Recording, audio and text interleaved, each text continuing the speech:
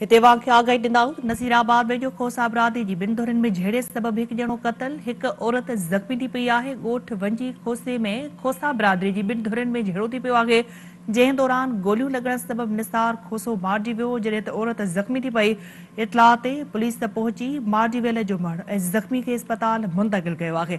अवाम खे आगाही ॾियूं पिया आहिनि अहम ख़बर जे हवाले सां त नसीराबाद वेझो खोसा बिरादरी जी ॿिनि धुरनि में झेड़ो थियो आहे, जंहिंमें हिकु ॼणो क़तल, जॾहिं त औरत ज़ख़्मी थी पई आहे। ज़ख़्मी खे फौरी तौर ते इस्पताल मुंतक़िल कयो वियो आहे।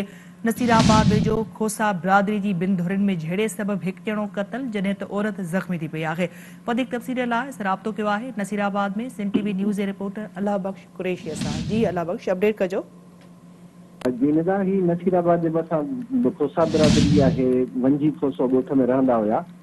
उन्हनि जे पाण में को पुराणो ज़ाती तकरार हो, खूनी तकरार हो, जंहिंजे नतीजे में अॼु चाचे अब्दुल नबी उर्फ शींह खोसो उन पंहिंजे 26 सालनि जे भाइटे निसार खोसो खे छुरनि जा वार करे क़तल करे छॾियो आहे। ऐं उन सिलसिले में पुलिस मुताबिक़ ॿुधायो वियो आहे त जेको हुननि जो चाचो आहे अब्दुल नबी खोसो उर्फ शींह खोसो, इहो कराची शिफ्ट थी वियो, लॾे वियो हुयो ऐं हू गुज़िरियल 2 महीननि खां हिननि वटि आयो हो, महिमान तौरु तरसियल हुयो।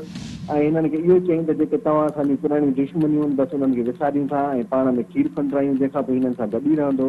अॼु हुन वझ वठी पंहिंजे भाइटे निसार खोसे मथां छुरनि जा वार कया आहिनि ऐं उन्हनि जे नतीजे में निसार खोसो क़तल थी वियो, जॾहिं त उनजी अमड़ जेका आहे मुसमात अलह बचाई, उहा सख़्तु ज़ख़्मी थी पई हुई, जंहिंखे ज़ख़्मी हालत में लाड़काणो मुंतक़िल कयो वियो हो इलाज लाइ, जंहिं लाइ बि हींअर इतलाह मिलियो आहे त उहा पिणु लाड़काणो अस्पताल में फौत थी वई आहे। ठीकु आहे, अल्लाह बख्श, अपडेट करण लाइ वरी महिरबानी अव्हां जी।